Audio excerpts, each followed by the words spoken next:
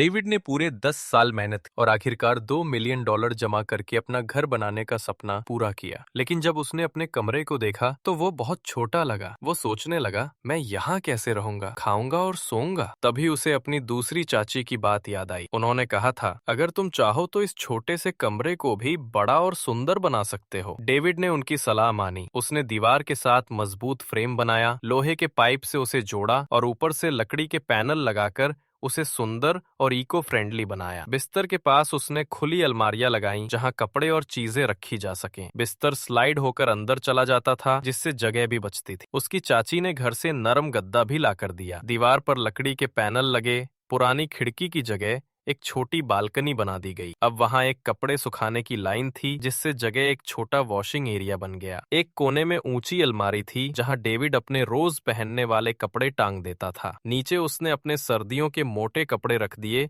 जो कम काम आते थे। उसके पास एक छोटी मेज भी थी जहां वो पढ़ाई करता या काम करता था। ऊपर अलमारियों में उसने अपने सारे दस्तावेज और फाइलें रखी। रात में जब वो घर से काम करता तो माहौल शांत और ध्यान लगाने वाला होता था। कभी कभी वो उसी जगह पर खाना भी खा लेता था। बाथरूम में बड़े सिरेमिक टाइल्स लगे थे। दीवार पर टॉयलेट, वॉश बेसिन और शावर बहुत सोच समझ कर लगाए गए थे। अब वो आराम से नहा सकता था और समय बचा सकता था। बाहर की तरफ स्लाइडिंग दरवाजे लगे थे जिससे बाथरूम एकदम निजी लगने लगा। मुख्य कमरे के सामने की दीवार पर उसने जूते रखने की अलमारियां लगाईं। जब दरवाजे बंद होते तो सब कुछ बहुत साफ सुथरा और सुंदर दिखता था। बीच में उसने एक मोटा लकड़ी का बोर्ड लगाया जहां उसने एक छोटा किचन बनाया। वहां इंडक्शन स्टोव रखा और खाना बनाना शुरू कर दिया। अब वो खुद खाना बनाता, काम करता और आराम भी करता।